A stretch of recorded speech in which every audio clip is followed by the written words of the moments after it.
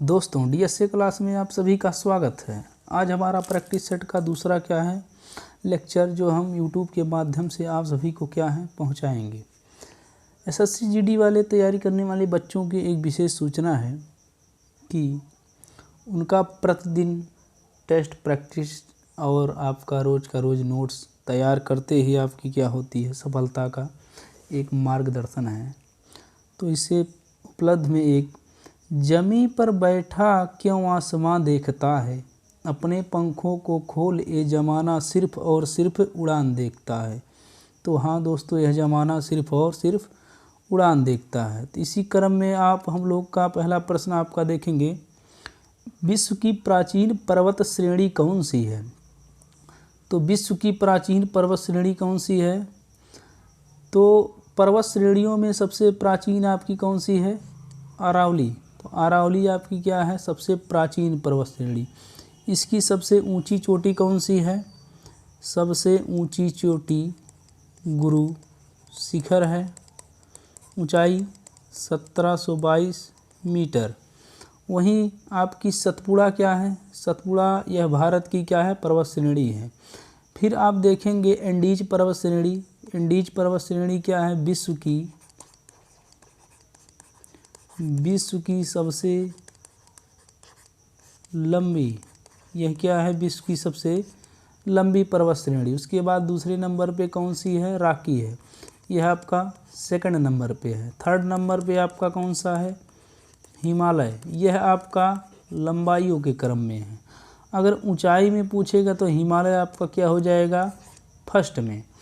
तो यह आपकी इसमें से ऑप्शन कौन सा सही हो जाएगा, तो ऑप्शन ए आपका सही हो जाएगा। फिर उसी क्रम में आपका अगला क्वेश्चन कौन सा है, अगला क्वेश्चन में प्रश्न 2 नंबर देखिए, कोटापैक्सी ज्वालामुखी किस देश में स्थित है।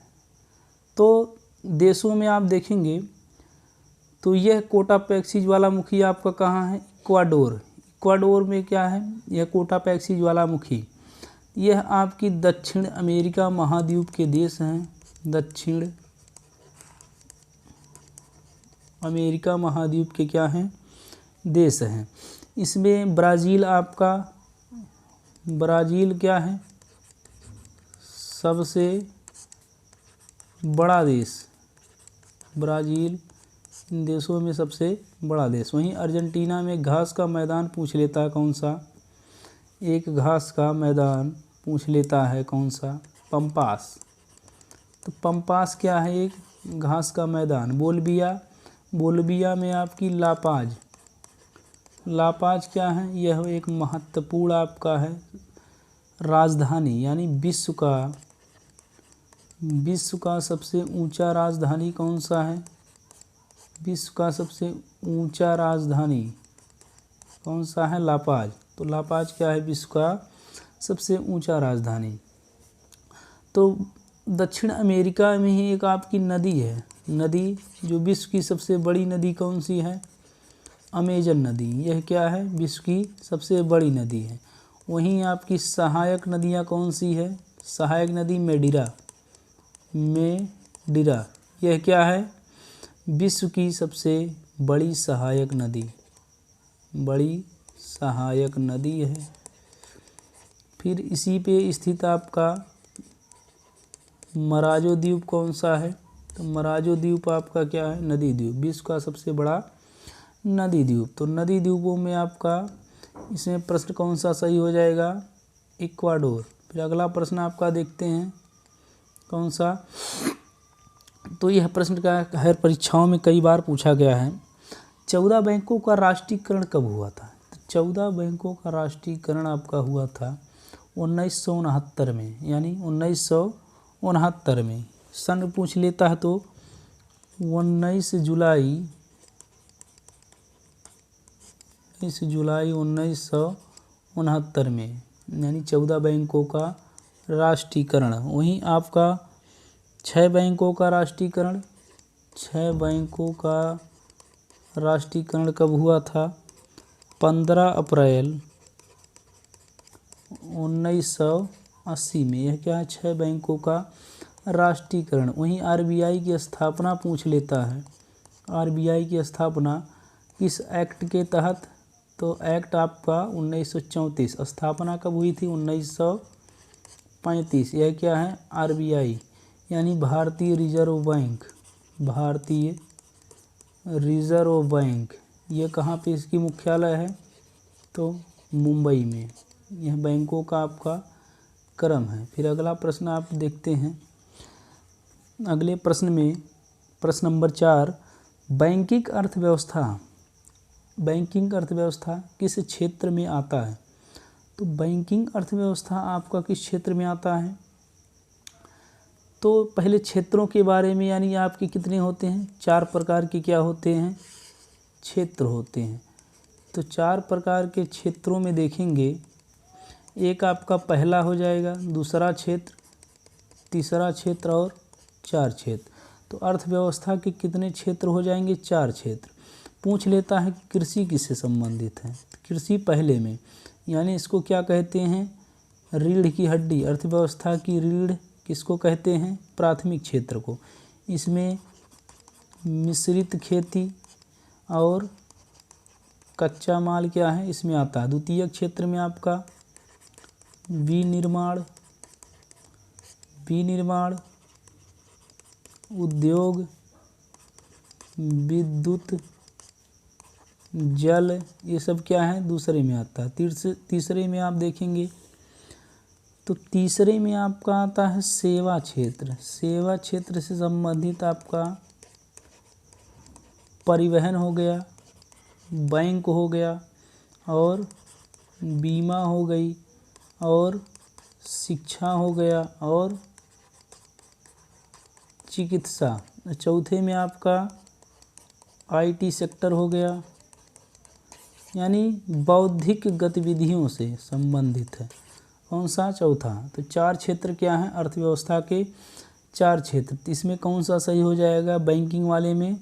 तो बैंकिंग में देखिए हम लोग कौन सा बैंकिंग देखे हैं ना, तो बैंकिंग में आपका तीसरा क्षेत्र। तो तृतीय क्षेत्र क्या है? बैंकिंग से संबंधित है। तो ये आपका क्या है? चौथा प्रश्न हो गया। फिर अगला प्रश्न आप लोग देखेंगे तो अगले प्रश्न में किस सिख गुरु ने सिख धर्म के पवित्र ग्रंथ आदि ग्रंथ को संकलित किया? तो हाँ दोस्तों, किसने संकलित किया? तो ऑप्शन कौन सा सही हो जाएगा आपका? अर्जुन देव। अर्जुन देव ने क्या किया था?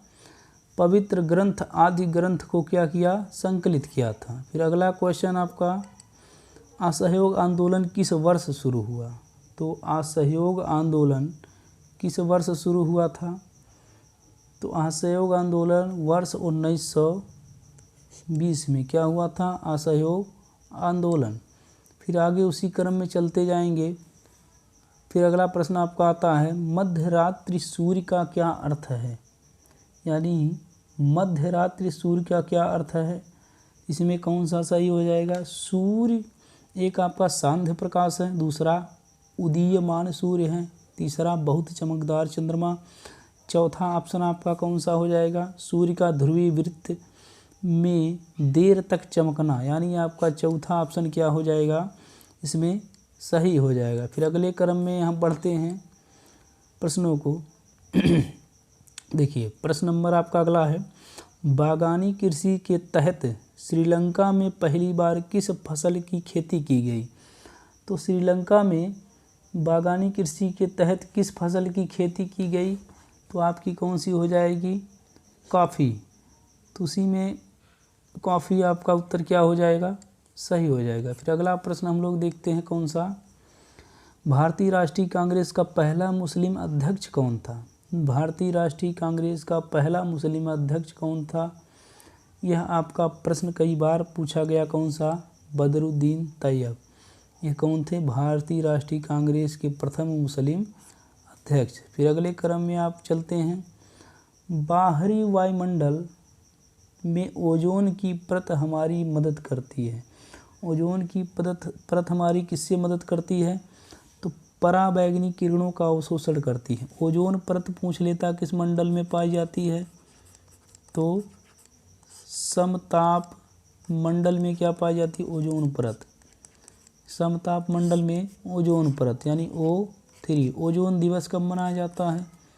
16 सितंबर को। इसमें आने वाली परावैंगनिक किरणें क्या होती हैं?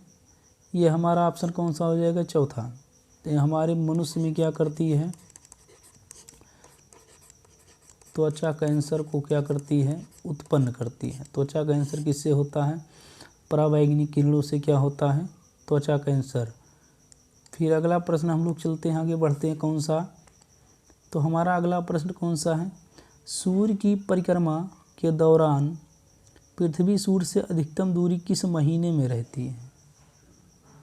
तो सूर्य से आप देखेंगे हमारा क्या है बीच में? सूर्य। तो इसमें सूर्य क्या हमारी पृथ्वी की क्या करती है? परिक्रमा करती है। एक बार पृथ्वी घूमते घूमते यहाँ गई, एक बार पृथ्वी घूमते घूमते यहाँ आ गई। तो पृथ्वी की जब 3 जनवरी और 4 जुलाई जब पृथ्वी सूर्य की क्या रहती है? निकट रहती है, तो क्या होती है? उपसौर की घटना। कौन सी? उपसौर की घटना। वहीं अपसौर की घटना कौन सी होगी? 4 जुलाई को। तो जुलाई में क्या होगा? पृथ्वी सूर्य की परिक्रमा क्या है? अधिकतम दूरी तय करती है। फिर अगला प्रश्न हम लोग चलते हैं। अगले प्रश्न में ओबेरॉन, टाइटेनिया, एरियल, अम्बरियल और मिरांडा, यह पांचों उपग्रह किसके हैं? यह प्रश्न क्या है? पूछ लेता है। टाइटेनिया या टाइटेनम ये किसके हैं? शनि के हैं। तो शनि के उपग्रहों की संख्या कितनी है? 82 है। तो टाइटन इसका क्या है? प्रमुख उपग्रह है, यानी सघन वायुमंडल पाया जाता है किसमें? इसी में। बृहस्पति के पास 79, इसका कौन सा है? गैनीमीड। गैनीमीड क्या है? ये सबसे बड़ा ग्रह। मंगल का उपग्रह फोबोस और डीमोस, यह क्या है? इसके उपग्रह हैं। उपग्रहों की संख्या सर्वाधिक किसकी है? तो हमारे शनि की। तो इसी क्रम में अगला प्रश्न हम लोग चलते हैं। कौन सा? अगला प्रश्न देखते हैं। पृथ्वी यानी अपनी धुरी पर सूर्य की ओर अधिक झुकाव के कारण निम्न में से कौन सा ग्रह लेटा हुआ ग्रह के उपनाम से जाना जाता है? अपनी धुरी यानी लेटा हुआ उपग्रह कौन सा आपका है? तो आपका कौन सा हो जाएगा? अरुण। तो वहीं देखेंगे शनि क्या है? छल्लों वाला ग्रह।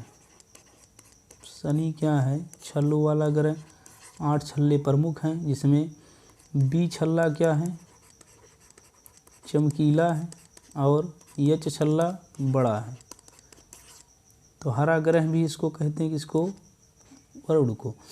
फिर बृहस्पति में आपका क्या है? यह सबसे बड़ा ग्रह है, सबसे बड़ा ग्रह। और सबसे छोटा कौन सा है? सबसे छोटा कौन सा है? बुध। ही अपनी परिक्रमा 88 दिन में करता है। तो ऑप्शन कौन सा हो जाएगा? तीसरा सही। फिर अगला प्रश्न हम लोग चलते हैं। कौन सा? पश्चिम की ओर भ्रमण करने वाला ग्रह कौन सा है? यानी पश्चिम की ओर भ्रमण करने वाला ग्रह कौन सा है? तो कौन सा हो जाएगा? अरुण। ये ऑप्शन कौन सा हो जाएगा? सही। फिर अगले प्रश्न में हम लोग चलते हैं। कौन सा? पृथ्वी की परिधि है। पृथ्वी की परिधि कितनी है? यानी 40,075 किलोमीटर। यह क्या है? ऑप्शन दूसरा, पृथ्वी की क्या है? परिधि। अगला प्रश्न आप लोग, दक्षिणी गोलार्ध में सबसे लंबा दिन कौन सा होता है? दक्षिणी गोलार्ध में, तो उत्तरी में पहले देख लेते हैं। उत्तरी में क्या है? सबसे 21 जून को क्या मनाया जाता है? अंतर्राष्ट्रीय योगा दिवस। योग दिवस सबसे बड़ा दिन होता है। 23 सितंबर को क्या है?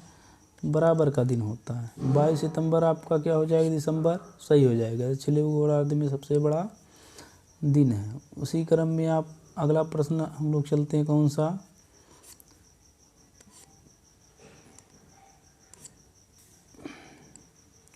देखिए, दूरी की दृष्टि से तृतीय क्रम में कौन सा ग्रह है?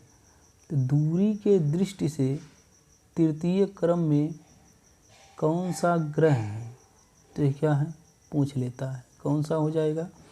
तो दूरी, यानी पहले आपका कौन सा है, बुध, शुक्र, उसके बाद पृथ्वी।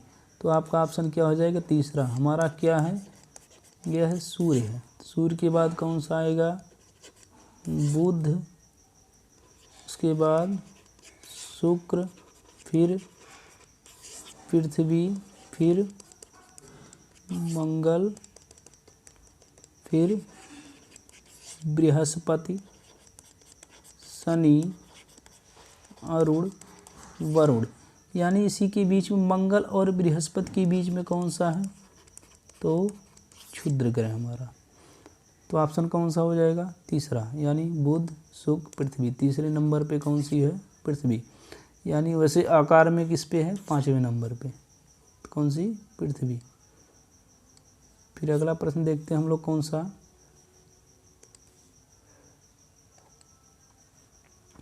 प्रथम